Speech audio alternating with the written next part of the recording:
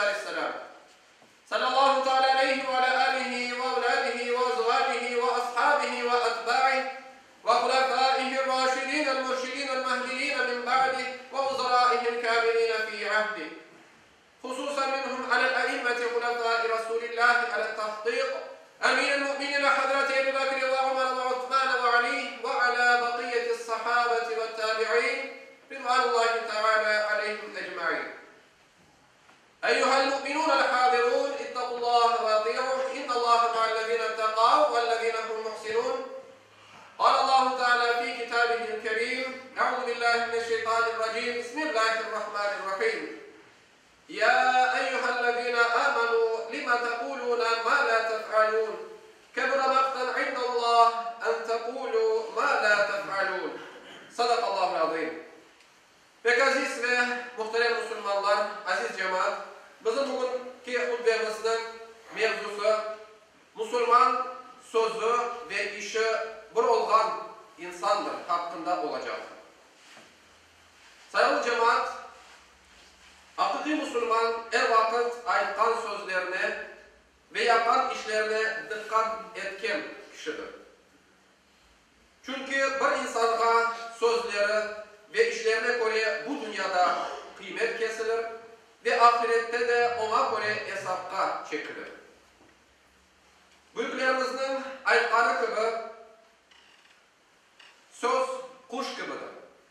Uçup ketse bir daha tutalmazsın.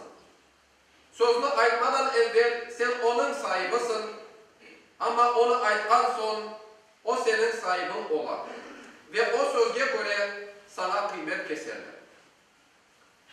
Bizim sevgili Peygamberimiz Muhammed Mustafa sallallahu aleyhi ve sellem bizlerge bir hadisi şerifinde gereksiz ve faydasız lafırdı yerine indemeyip oturmakның daha hayırlı olganını anlatar.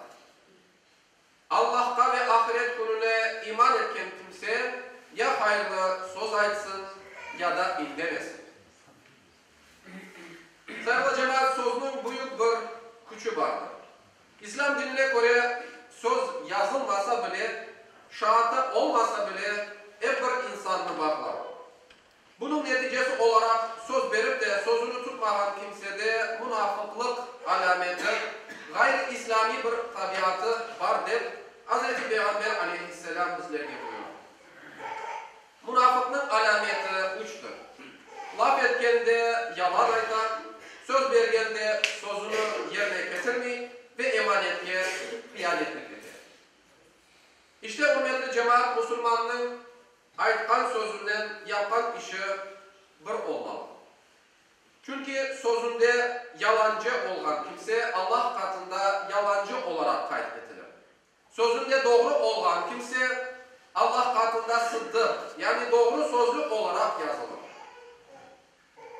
Sevimli Peygamberimiz aleyhisselam bir hadis-i şerifinde bizge bunu böyle bildirir. Siz her daim doğru olunuz. Çünkü doğru sözlü olmak adamını yaxşılığa alıp varar. Yaxşılık ise adamını cennetke kırsetir. Doğru sözlü olan kimse Allah katında sıddık olarak yazılır. Yalandan da kaçınınız. Çünkü yalan sahibini günahka alıp varar. Günah ise adamını cehennemge kırsetir. Adam yalan ayttıkça Allah katında yalancı olarak yazılır. Yüce Rabbimiz bizlerge mukaddes kitabımız Kur'an-ı Kerim'de bizlerge böyle nasihat verir. Ey iman etken kimseler! Allah'tan korkunuz ve doğru sözlü olunuz.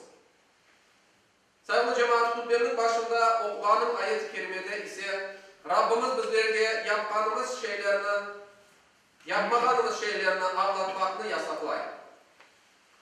İnsan bazı vakit maqtanmak için ya da bir menfaat elde etmek için yapmayan şeylerini şaşırtıp anlatar. Allah ve Peygamberi bizlerini böyle Allah'tan sakındırar ve umumen bizlerge doğru söz aytmakını, tek yapkan işlerimizni tarif etmekini, faydalı suhbetler alıp barmakını, aks halda susup indemeyip oturmakını bizlerge nasihatlar. İşte sayılı cemaat, şu hikmetli ayetlerinin manasından hutbemizni inşallah bitireyim. Ey iman etken kimseler! Ne için yapmagan ve yapmayacak şeyinizni aytasınız? Yapmayacak şeyinizni aytılığınız Allah katında bu yoktur, günahtır.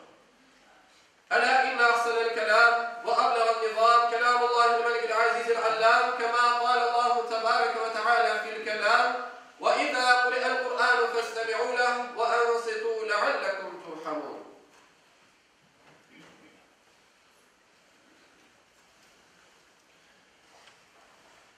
Elhamdülillah, elhamdülillah, elhamdülillahi hamden kâmilina ve salatu ve selamu ala Resulina Muhammedin ve ala alihi ve sahbihi ecma'in.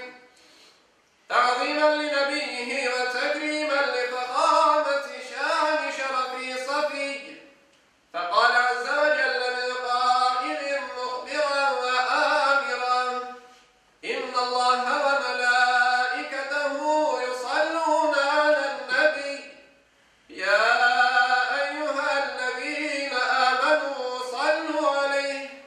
صلوا عليه وسلموا تسليما اللهم صل على سيدنا اللهم بارك على محمد